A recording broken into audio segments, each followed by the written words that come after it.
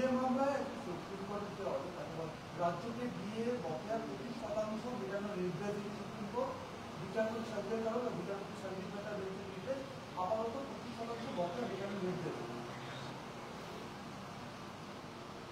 এ বিষয়ে ঠিক সময় সরকারিভাবে এর প্রতিক্রিয়া জানানো হবে। আমাদের এক্ষুনি এই বিষয়ে আমরা কোনো মন্তব্য করতে পারছি না। আন্দোলন করছিলেন তারা মধ্যে তাদের দীর্ঘদিন ধরে যে তারা দাবিটাই করে আসছে অবশেষে তাদের জয় সেটা কিভাবে বলছে, কেন বলছে, সেটা তো তাদের বক্তব্য। তারা মামলা করেছিল,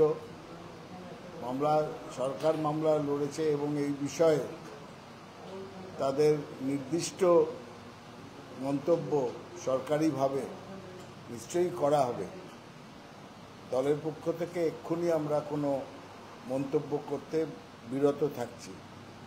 পরবর্তী ক্ষেত্রে আমরা এই বিষয়ে আমাদের প্রতিক্রিয়া জানাবো। আজকের এই অর্ডারের পরে বিকাশ রঞ্জন ভট্টাচার্য বলছেন যে সরকার বেআইনি কাজে মেলা খেলা উৎসব বিজ্ঞাপনে টাকা দিচ্ছে, কিন্তু যাদের ন্যায্য পাওনা দিয়ে সেটা বকেয়া রেখে অন্যান্য বিষয় খরচ করে চলেছে।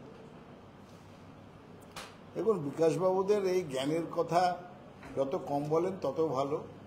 সবসময় নেগেটিভ মনোভাব নিয়ে যারা চলছেন এবং রাজ্যকে নানাভাবে অস্থির করার চেষ্টা করছেন, তাও এমন একটা পার্টির পক্ষ থেকে যে পার্টিটা মিউজিয়ামে চলে গেছে, নিঃশেষ হয়ে গেছে। সুতরাং বিকাশবাবুর কথার কোনো গুরুত্ব আছে বলে আমরা মনে করি না। সুপ্রিম কোর্টের এই নির্দেশের পরে মুখ্যমন্ত্রী পদত্যাগ করা সে অনেক ব্যাপারেই বলেছেন। রাস্তার মোড়ে সাপ মোড়ে গেলে সাপ মোড়ে পড়ে থাকলেও শুভেন্দু অধিকারী বলেন মুখ্যমন্ত্রী পদত্যাগ করা উচিত, এবং কোনো মানুষ ওনার এইসব বক্তব্যকে কোনো গুরুত্বও দেয় না, সিরিয়াসলিও নেয় না। বলছি, অন্যদিকে শুভেন্দু অধিকারী এই যে যোগ্য অযোগ্য চাকরিদের ক্ষেত্রে বলছেন যে তারা ক্ষমতায় এলে যোগ্য অযোগ্য বিচার করে 1 মাসের মধ্যে চাকরি দেবে। শুভেন্দু অধিকারী বলছেন সে খেয়ালি পোলাওয়ে অনেক কিছু ঘি ঢালা যায় ক্ষমতায় আসলে। প্রথম তো এটাই একটা বিশাল বড় কথা বলে দিলেন, যার কোনো রকম সম্ভাবনা সামনের 50-60 বছর 100 বছরেও নেই যে বিজেপি এখানে ক্ষমতায় আসতে পারে। সুতরাং তার উপরে খেয়ালি পোলাও। আমি তো শুনেছি বিজেপি অফিসে অনেক সময় আলোচনা হয় নাকি যে বলে দাও না যে লক্ষ্মীর ভাণ্ডারটা আমরা 10,000 টাকা করে দেবো, কারণ আমরা তো ক্ষমতায় আসবো না, করার দায়িত্বও থাকবে না। এই মনোভাব নিয়ে যারা রাজনীতি করে তাদের সদার্থক রাজনীতিবিদ বলা যায় না। সুপ্রিম কোর্ট প্রথম নির্দেশ দিয়েছিল 50% ডিএ মেটানোর কথা, কিন্তু পরে আজ বলা হয়েছে কোর্টের তরফে 25% মেটানোর জন্য। এই ডিএ বকেয়া পুরোটা মেটানো উচিত। রাজ্য সরকার রাজ্যকে বিক্রিতে পরিণত করেছে। এই রায়কে স্বাগত জানাচ্ছি। সরকার চুরি না করলে হয়তো রাজ্যে ভালো হতো। আবার আমি বলছি, কে পাশ থেকে কি মন্তব্য করলেন তারপরে কাউন্টার মন্তব্য করার জন্য আমরা এখানে বসে নেই। সুপ্রিম কোর্ট একটা নির্দেশ দিয়েছে বলে আমরা শুনেছি। সেই নির্দেশনামা পুরোপুরি যখন আসবে তখন রাজ্য সরকার তার উপরে তাদের বক্তব্য রাখবেন এবং পরবর্তী ক্ষেত্রে দল সেই বিষয়ে বক্তব্য রাখবেন। বলছি, এই যে শুভেন্দু অধিকারী বলছেন যে এই যে পুলিশ লাঠিচার্জ করছে শিক্ষকদের উপরে, তার বিরুদ্ধে বিজেপি রাস্তায় নামবে। হ্যাঁ, নামতেই পারেন, কিন্তু পুলিশের লাঠিচার্জ আর তারপরে পুলিশ তাদের পক্ষ থেকে নির্দিষ্টভাবে আজকে বলা হয়েছে কি পরিস্থিতিতে সেই ঘটনা হয়েছে। মানুষকে মানুষের বিরুদ্ধে খেপিয়ে তুলে একটা পক্ষ আর একটা পক্ষের মধ্যে একটা সংঘর্ষের পরিবেশ, স্বাভাবিক জীবনযাপন করতে দেব না, অফিস থেকে বাড়ি ফিরতে দেব না, মায়ের ওষুধ কিনতে দেব না, এরকম অরাজকতা তো চলতে পারে না সমাজে। পুলিশের পক্ষ থেকে ইতিমধ্যেই এইসব ব্যাপারে বলা হয়েছে এবং এই অরাজকতা বা অশান্তি পেছন থেকে যে একদিকে সিপিএম আর আরেকদিকে বিজেপি করাচ্ছে, এ নিয়ে কারুর মনে কোনো সন্দেহ নেই। অনেক পুলিশ এবং আন্দোলনকারী বেশ কিছু তারা বিধানসভা হাসপাতালে ভর্তি হয়েছে, রক্তাক্তি কাণ্ড ঘটল কাল। হ্যাঁ, যারা এটা ঘটিয়েছে তাদের প্রশ্ন করতে হবে সিপিএম এবং বিজেপিকে। একটা সাবজুডিস কেস, চাকরিহারাদের কথা, অধিকাংশ সবাই ফেরত চলে গিয়ে এখন স্কুলে পড়াচ্ছেন। ছাত্রছাত্রীদের ভবিষ্যৎ তৈরি করছেন, আর তার মাঝখানে কিছু লোকজনকে নিয়ে একটা অরাজকতা সৃষ্টির চেষ্টা চলছে। একটা অফিসকে কাজ করতে দেবো না, যেটা বললাম, সেখানে সাধারণ মানুষ তো এসে চাকরি করেন, তাদের বাড়িতেও তো মা বাবা ভাই বোন আছে, অসুস্থ আছে, তাদেরকে কাউকে বেরোতে দেবো না বা ঢুকতে দেবো না, খেতে দেবো না, এইরকম অন্যায় আবদার করে একটা অশান্ত পরিবেশ তৈরি করছে, তখন কি হবে? তখন তো তাদেরও তো একটা অধিকার আছে। যারা বাইরে দাঁড়িয়ে স্লোগান দিচ্ছেন তারা যতক্ষণ শান্তভাবে দিচ্ছেন তাদের কোনো অসুবিধা নেই, কিন্তু তাদের দাবি জানাতে গিয়ে কিছু অন্য লোকজনদের, সাধারণ মানুষের জীবনের অধিকার, শান্তিতে বাঁচার অধিকার কেড়ে নেব, এটা তো আন্দোলনের মুখ্য বিষয় হতে পারে না। এটাই করেছে সিপিএম। কারণ আপনারা দেখবেন গত 2-3 সপ্তাহ ধরে ওই সল্টলেকের বিভিন্ন চত্বর, এসএসসির সামনে বলুন বা আজ কালকে যেখানে হয়েছে, এইসব জায়গায় আন্দোলন হচ্ছিল। প্রশাসন এবং পুলিশ অসীম ধৈর্যের পরীক্ষা দিয়ে তারা সেই সব আন্দোলনকারীদের সেখানে বসে থাকা, আন্দোলন করা, সেসব বিষয়ে কোথাও হস্তক্ষেপ করেনি, যতক্ষণ সেটা একটা জনজীবনকে নষ্ট করার পরিকল্পনা বা অশান্ত করার চেষ্টা, আর এক সাধারণ মানুষের একটা পর্যায়কে আক্রমণ করার চেষ্টা, পুলিশকে আক্রমণের চেষ্টা আজকে পুলিশের পক্ষ থেকে বলা হয়েছে। দুঃখের বিষয় হচ্ছে এই পুরো জিনিসটার ভেতরে গন্ডগোল এখনো বাঁধলো না। সে কি টিভিতে ভালো ফুটেজ গেল না? সে কি এই রকম মনোভাব নিয়ে একটা যদি গন্ডগোল পাকানোর চেষ্টা করে, একদিকে সিপিএম, আল্ট্রালেফট এবং বিজেপি হাতে হাত মিলিয়ে, তারপরে আর কোনো অভিযোগের জায়গা থাকে না। কেন রক্তাক্ত হলো, কি হলো, কতজন পুলিশ আক্রান্ত হয়েছে, তারা রক্তাক্ত হয়েছে। এবং এই জঙ্গি আন্দোলনের কোনো প্রয়োজন নেই, কারণ এটা একটা সাবজুডিস কেস। বিরোধীরা বলছেন যে সরকারটার যে শিক্ষক পেটানো, বারবার শিক্ষকরা আক্রান্ত হচ্ছে, 26,000 শিক্ষকের গেছে চাকরি, তার মধ্যে 20,000 প্রায় শিক্ষক তারা ক্লাসে ফেরত গিয়ে এখন পড়াচ্ছেন। সুতরাং যারা এইসব কথা বলছেন তাদের একবার ভালোভাবে দেখে নেওয়া উচিত তাদের এই বক্তব্যের পেছনে সারা পশ্চিমবঙ্গের কতখানি জনসমর্থন আছে। মুর্শিদাবাদের শামসেরগঞ্জ ধুলিয়ান প্রতি অশান্তি এবং গন্ডগোল নিয়ে কলকাতা হাইকোর্ট 3 সদস্যের যে কমিটি করেছিল, তারা রিপোর্ট কালকে দিয়েছে হাইকোর্টের কাছে। তারা বলছে যে হিংসা, ভাঙচুর, গণহত্যা পুরোটাই পরিকল্পিত এবং এটি সংগঠিত অপরাধ। এছাড়া প্যানেলভুক্ত একজন ভ্যালুয়ারকে মুর্শিদাবাদ পার্টি কত ক্ষয়ক্ষতি হয়েছে তার সেই পরিমাণটা নির্ণয় করতে পারা হয় না।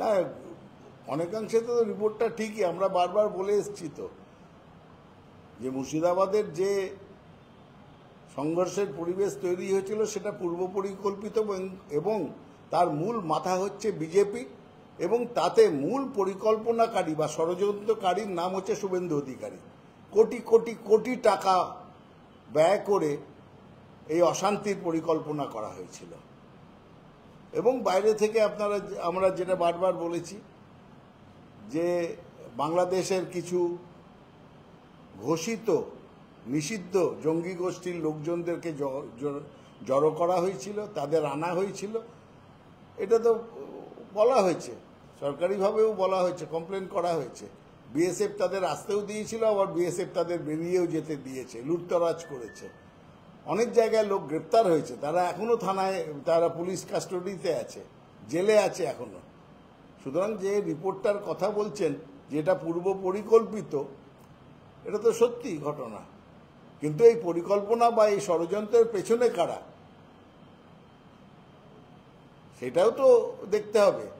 এবং এটা পুরোপুরি দেখলে বিজেপির আসল মুখোশটা খুলে যাবে যে তারা কতখানি পশ্চিমবঙ্গ বিজেপি রাষ্ট্রবিরোধী, বাংলা বিরোধী তো বটেই, কিন্তু বাইরের রাষ্ট্রের নিষিদ্ধ সংগঠনের লোক নিয়ে এসে নিজের রাষ্ট্রের মধ্যে এইরকম অরাজকতা সৃষ্টির মানে তারা রাষ্ট্রবিরোধী। বাংলা বিরোধী আমরা সবসময় বলছি বিজেপি বাংলা বিরোধী, কিন্তু মুর্শিদাবাদের ঘটনায় তারা প্রমাণ করেছে প্রয়োজনে তারা রাষ্ট্রবিরোধী হতেও তারা পিছপা নয়। শুভেন্দু অধিকারী বলছেন 2019 সালে মুখ্যমন্ত্রী বলেছিলাম যে ডিএ দিন সরকারি কর্মচারীরা আপনার সঙ্গে নেই লোকসভা নির্বাচনের পরে। সব মিথ্যে কথা বলেন এখন। শুভেন্দু অধিকারীর মতন মিথ্যেবাদী রাজনীতিবিদ পশ্চিমবঙ্গে খুব কম হয়েছে, এবং তার আমি নিজে জানি বলে বলছি। এত মিথ্যে কথা বলতে পারেন, এক্ষুনি সকালে যেটা বলবেন রাত্রে ঠিক উল্টো কথা বলবেন। দেশপ্রেমকে হাতিয়ার করে তিরঙ্গা যাত্রা রাস্তায় নামছে বিজেপি, তারপরে তো শুনলাম তো কেন্দ্রীয় বিজেপি বলে দিয়েছে সাবধান, এমন কিছু করো না যাতে এই তিরঙ্গার মান সম্মান ভুল লুণ্ঠিত হয়, কারণ তাদেরও বিশ্বাস নেই বাংলার বিজেপির ওপরে। এরা ওই তিরঙ্গা নিয়েও তিরঙ্গার অপমান বা রাষ্ট্রের অপমান করতে পেছপা হবে না। আজকে সবথেকে বড় কথা যে একটা যুদ্ধকালীন পরিস্থিতিতে সেনাবাহিনীর সঙ্গে সেনাবাহিনীকে উৎসাহ দেওয়ার জন্যে সারা ভারতবর্ষ 140 কোটি দেশবাসী এক জায়গায় হয়েছে এখনো। সেনাবাহিনীর প্রতি স্যালুট করার জন্য সমস্ত দেশবাসী প্রস্তুত হয়েছিল, আছে, থাকবে। সেটা রাজনীতিকরণ করতে গিয়ে বিশেষত আজকে পশ্চিমবঙ্গ বিজেপি তারা নানা রকম কদর্য কাজ, কদর্য কথাবার্তা বলছেন। এটার থেকে বিরত থাকার জন্য আমরা শুনেছি, মিডিয়ায় যা দেখেছি, যে ইতিমধ্যেই তাদেরকে সাবধান করেছে, সেন্সার করেছে তাদের যারা কেন্দ্রীয় বিজেপি তাদের নেতারা এখানকার বিজেপির লোকজনদের সাবধান করেছে। এটা ওদের দলের ব্যাপার, ওরা দেখবে। তিরঙ্গা যাত্রা করুক না কেন, ভালো তো। তিরঙ্গা তো একটা পবিত্র কথা। আমরা তিরঙ্গা মনে করে বুক গর্বে ফুলে ওঠে। তিরঙ্গা মানে আমাদের জাতীয় পতাকা, আর সেই জাতীয় পতাকা আমরা পেয়েছিলাম অনেক সংগ্রামের ফলে।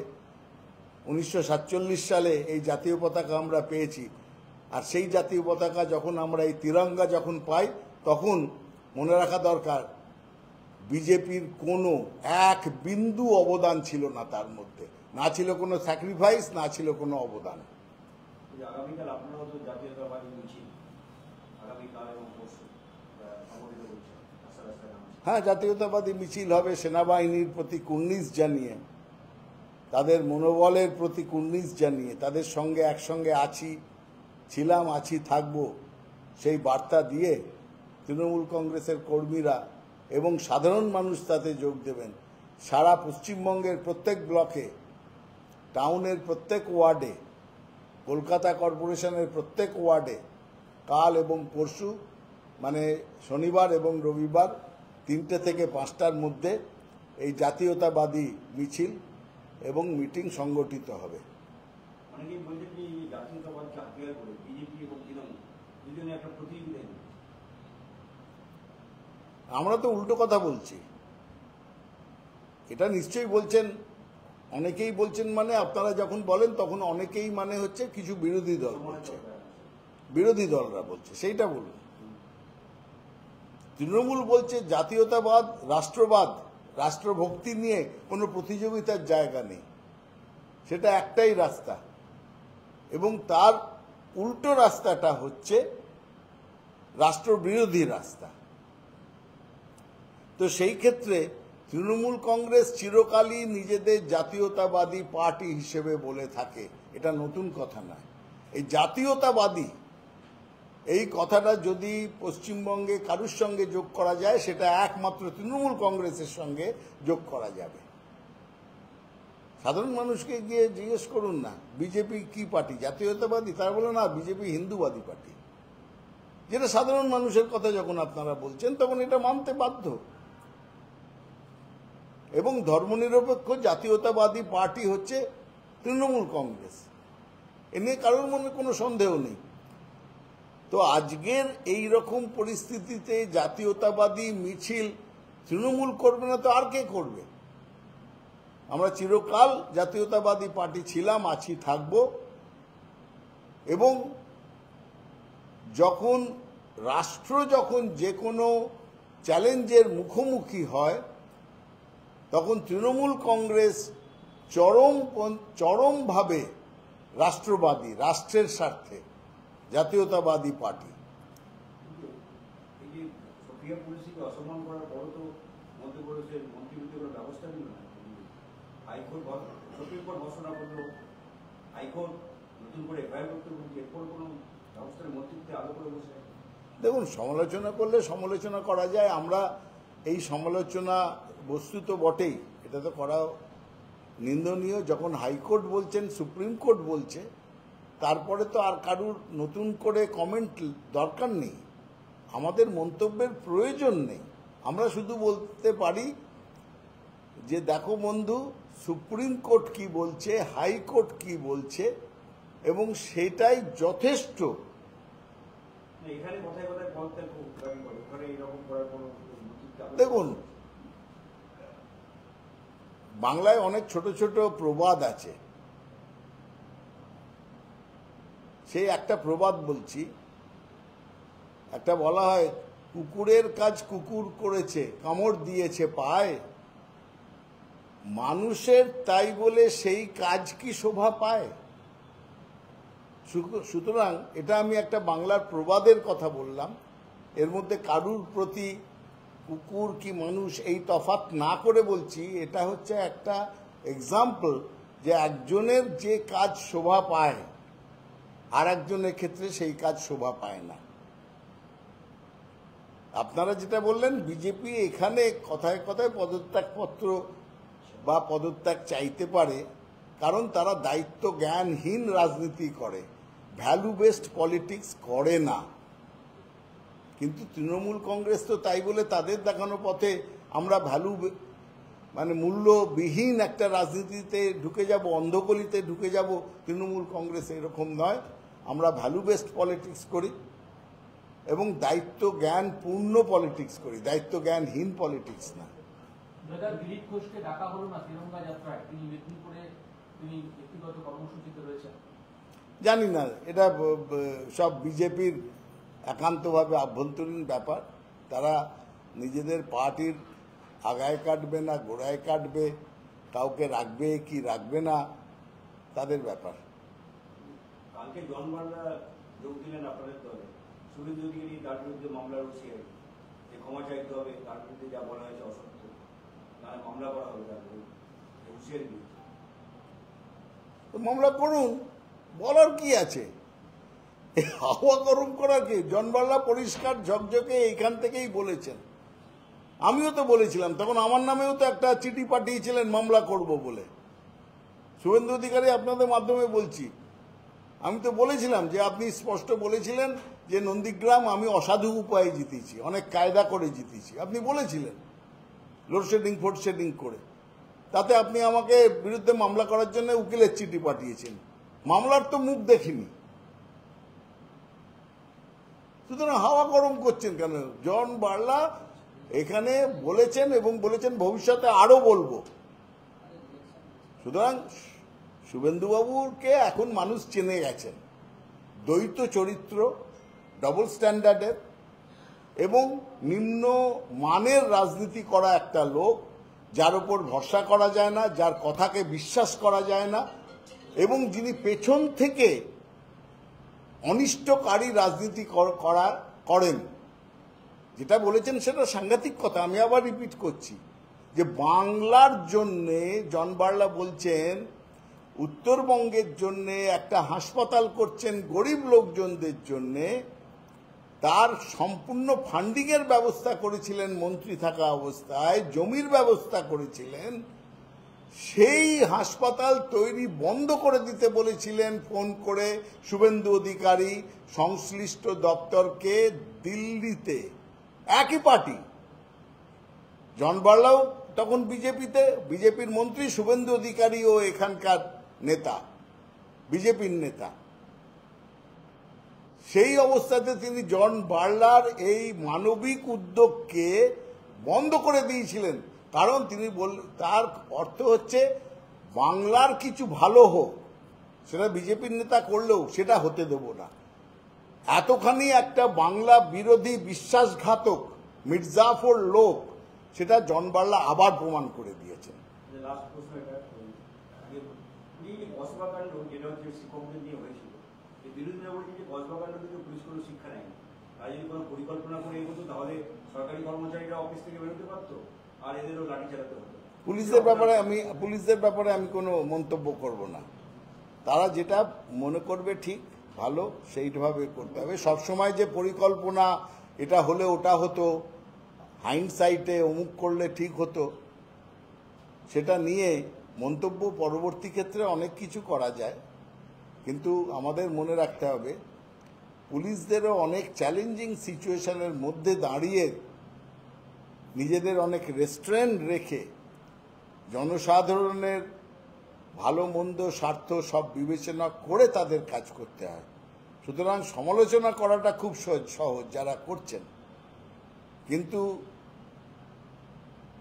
ঠিক জায়গায় ঠিক মতন ওই ঘটনার পরিপ্রেক্ষিতে কি ঠিক কি বেঠিক সেইটা যখন বিচারতে হয়, পুলিশদের অনেক চ্যালেঞ্জের মধ্যে দিয়ে কাজ করতে হয়। সুতরাং সমালোচনাটা করা সহজ বলে সমালোচনা করে দেবেন, এটা বোধহয় ঠিক না।